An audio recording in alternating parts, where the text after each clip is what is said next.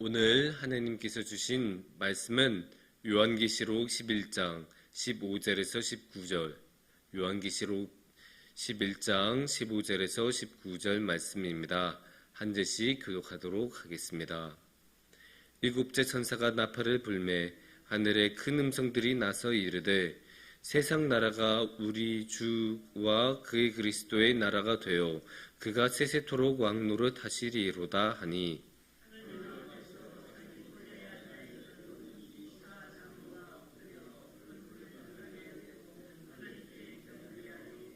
이르되 감사옵나니 옛적에도 계셨고 지금도 계신 주 하나님 곧 전능하신 이여 친히 큰 권능을 잡으시고 왕노릇 하시도다.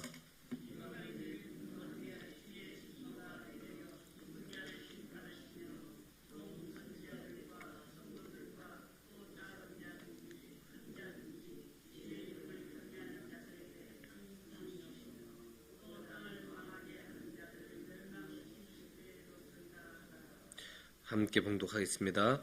이에 하늘에 있는 하나님의 성전이 열리니 성전 안에 하나님의 언약궤가 보이며 또 번개와 음성들과 우레와 지진과 큰 우박이 있더라. 아멘. 여러분, 등산 좋아하십니까? 등산을 좋아하시는 분도 있고 좋아하지 않는 분도 있을 거예요. 등산을 좋아하지 않는 분 입장에서는 왜 등산을 가나?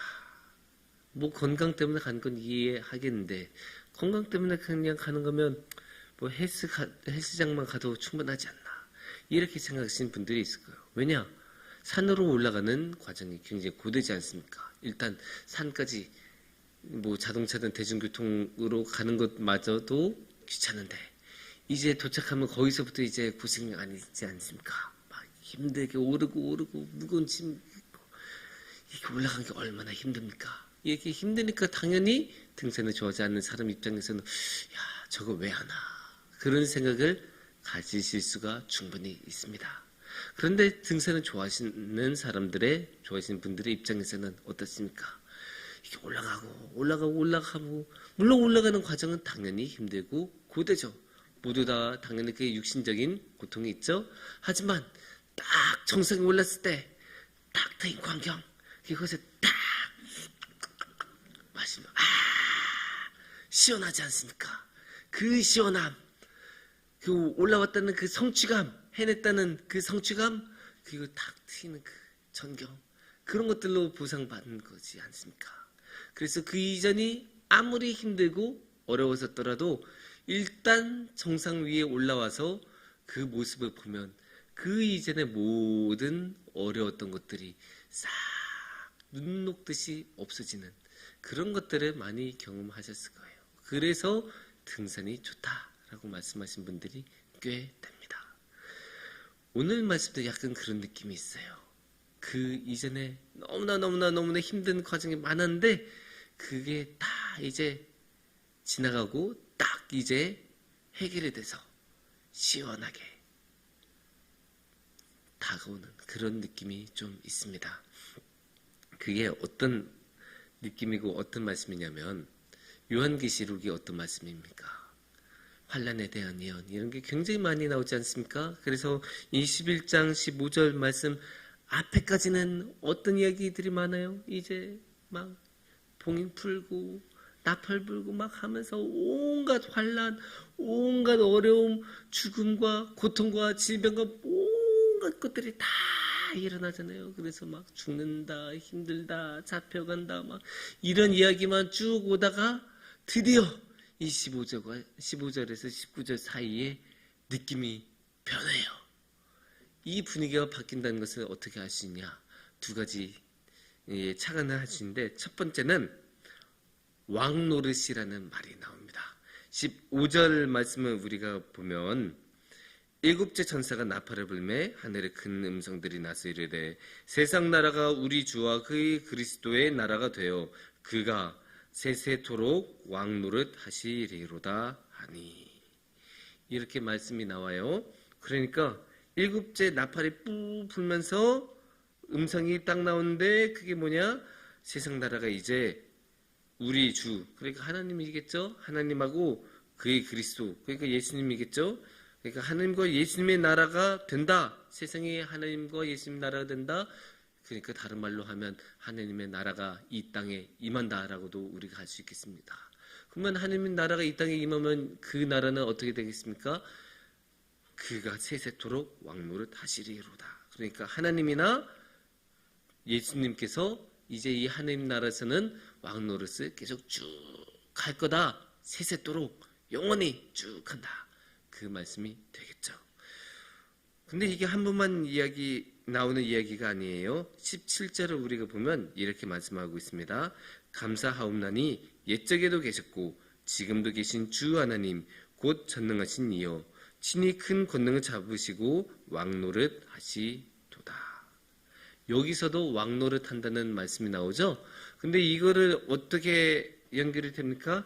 옛적에도 계셨고 지금도 계신 누구요? 우리의 하나님.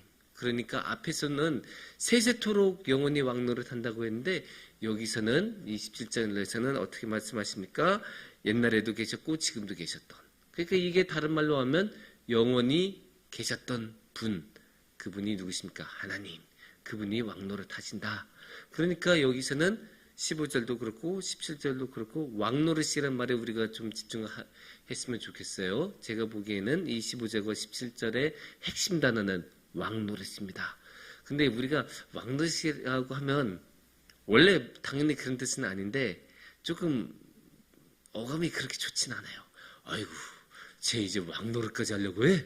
막 이렇게 약간 비꼬는 그런 느낌으로 우리가 잘 사용하는 말인데 근데 우리가 이 말씀을 그렇게 좀 삐뚤어진 마음으로 보지 말고 왜냐면 성경은 하나님을 중심으로 두는 말씀인데 근데 그 말씀에서 하나님 보고 비꼴 리는 없지 않습니까? 그러면 여기서는 왕노릇이라는 말 말고 왕의 역할이라고 말로 바꾸면 조금 더 순화돼서 이해할 수 있을 거예요. 그래서 무슨 말이냐면 이제 15절과 17절에서 둘 다 이제 하나님께서 왕의 역할을 하신다.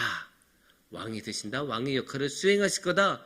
그 말 그렇게 받아들이면 조금 더 우리가 이해하고 받아들이기가 편할 거예요. 그래서 이제 하나님이 왕의 역할을 하신다?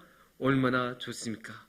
생각하면 그 이전에는 다른 것들이 왕의 역할을 계속 했을 거 아니에요. 근데 다른 것들이 왕의 역할을 하니까 어땠어요? 결과가 환난과 죽음과 공포와 이런 모든 안 좋은 것들만 넘쳐나지 않았습니까? 그것들을 해결해 낼 능력도 없었고 어쩌면 그런 것들을 직접 야기했었던 그런 왕들이었을 거예요. 그런데 이제는 그 왕들이 모두 다 물러나고 새로운 왕, 그게 누구십니까? 하나님 또는 예수님께서 새로운 왕으로서 그 왕의 역할을 하신다.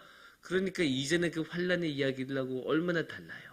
이제 조금 더 마음 놓고 편하게 있을 수 있지 않겠습니까? 그런 느낌으로 이제 하나님께서 왕의 역할을 하신다.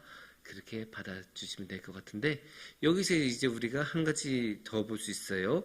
그러니까 이제 첫 번째가 왕의 역할이었고 두 번째는 언약궤라는 말씀에 집중해야 돼요. 그게 어디에 나오냐? 19절 말씀입니다. 19절 말씀을 우리가 함께 보면 이에 하늘에 있는 하나님의 성전이 열리니 성전 안에 하나님의 언약궤가 보이며 또 번개와 음성들과 우레와 지진과 큰 우박이 있더라.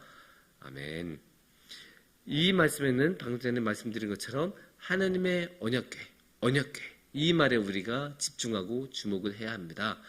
그냥 성전이 있다는 게 아니에요. 성전은 당연히 그냥 있을 수 있어요. 근데 이 성전에 뭐가 있습니까?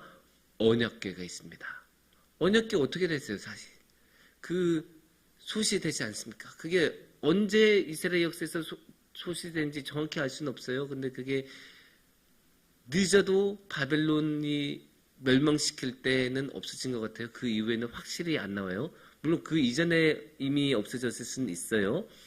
그런데 하여간 중요한 거는 언약궤가 없었고 그래서 이스라엘에서 그 예수님께서 살아계시던 시대에는 사실 성전에는 언약궤가 없었을 거다라고 대부분 말을 하고 있어요.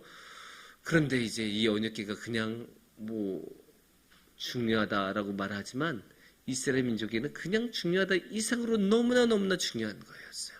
왜냐? 언약궤는 그냥 물품이 아니에요. 그냥 이런 강대상이라는 게 아니에요. 왜냐? 이 언약궤가 뜻하는 것은 하나님의 임재를 뜻하는 거예요. 언약궤가 있는 곳에는 하나님도 계신다. 그게 이스라엘 사람들의 생각이었고 마인드였어요. 그러니까 전쟁 나갈 때 당연히 하나님께서 함께 계신다는 것을 알리려고 어떻게 해요? 언약궤를 짊어지고 가는 그런 이야기들이 성경에 여러 번 나와요. 그만큼 이 언약궤는 하나님의 임재를 상징합니다. 그런데 이 언약궤가 지금 어디 있습니까? 성전에 있다고 19절 말씀에 말하고 있지 않습니까? 마지막 성전, 예수님 시대의 성전에는 없었던 그 언약궤가 이제는 다시 있다. 이 하나님의 성전에는 이 하나님의 언약궤가 있다라고 19절 말씀에서는 선포하고 있는 것입니다. 그러니까 드디어 언약궤가 돌아왔다라고 읽는 사람들은 느낄 수 있을 것 아닙니까? 자신이 살아있던 시대에는 성전에 언약궤가 없었는데 이제 오실 거라고 말씀하시는 이 하늘에 있는 하나님의 성전에는 언약궤가 있다. 그게 얼마나 위로가 돼요. 그 이전에는 없었던 언약궤가 이제는 있다. 그리고 이 언약궤가 있다는 것은 무슨 말입니까? 이 하나님의 성전에는, 이 하늘에 있는 성전에는 하나님께서 함께 계신다. 그 말씀이 되지 않겠습니까? 언약궤가 하나님의 상징이니까. 그 성전, 하늘에 있는 성전에 당연히 성도님들도 함께 할 거고 함께 참여할 텐데 그 말은 결국 무엇입니까? 자신의 삶에, 우리들의 삶 가운데 하나님께서 함께 하신다. 하나님께서 임재해 주신다.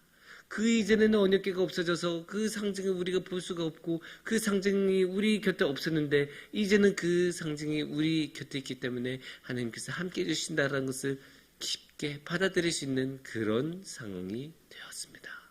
그러니까 이 두 가지 왕의 노릇 그리고 왕 노릇 그리고 하나님의 언약궤 이 두 가지를 보면 그 이전하고는 이 15절에서 19절 사이의 말씀은 다르다라는 것을 알 수 있습니다. 그 이제는 많은 환난과 힘든 불안한 상황들이 있었지만 이제는 그런 것들하고 다르게 여기 15절에서 19절 사이에서는 주님께서 왕 노릇을 해주실 것이라고 선포를 하고 있고 하나님의 언약궤가 우리와 함께 계신다. 그러니까 하나님께서 우리 안에 임재하신다. 이렇게 선포하고 있습니다. 이게 얼마나 감사하고 감사한 말씀입니까? 다른 누구도 아니고 주님께서 우리의 왕이 되어주신다. 얼마나 이게 안심이 돼요. 다른 이상한 폭군한테 휘둘리지 않고 갑자기 어떠한 국가에 대해서 나쁜 결정을 하는 그런 사람이 왕의 자리에 있는 것이 아니라 예수님, 얼마나 우리가 의지하고 신뢰할 수 있는 분입니까? 아무리 우리가 모두 100명, 1000명에 모아서 뭔가 결정한다고 해도 우리 주님보다 더 현명한 결정을 내릴 수 있는 분이 누가 있겠습니까? 그런데 그런 분이 우리 사이에서 우리의 왕이 되어주신다. 얼마나 은혜롭고 감사합니까? 이제는 우리 주님께서 우리의 왕이 되셔서 모든 결정을 내려주시고 우리를 이끌어주시고 우리와 함께 해주신다. 그것도 언약궤로서 우리 사이에 함께 신는 것을 명확하게 보여주신다. 얼마나 은혜가 되고 감사한 말씀입니까? 그래서 우리가 그런 주님께 감사했으면 좋겠어요. 당연히 우리가 우리의 삶을 살아가다 보면 흔들릴 때도 많고 휘둘릴 때도 많고 힘들 때도 많죠. 그건 당연한 거예요. 우리는 너무나 유약하고 연약한 인간이고 이 세상은 아직도 악하고 다른 왕들이 많으니까. 하지만 그런 상황 가운데서도 주님께서는 우리의 왕이 되어주시고 그런 상황에서도 주님께서는 언약궤로서 우리 가운데 임재해 주시는 것을 명확히 보여주십니다. 그래서 우리 다 함께 그 주님을 붙잡고 나아갔으면 좋겠어요. 특히 지금은 우리가 대림절 아닙니까? 주님께서 오시는 것을 기억하고 기념하고 생각하는 묵상하는 대림절인데 그 대림절 깊이 묵상하면서 예수님께서 오셨지. 근데 어떻게 오셨을까? 왕의 역할로 오셨지. 그리고 언약궤로 그거를 보여주고 있지. 그런 것들을 우리가 마음에 품으면서 오늘도 주님께 함께 나아가시기를 축원합니다. 함께 기도하겠습니다.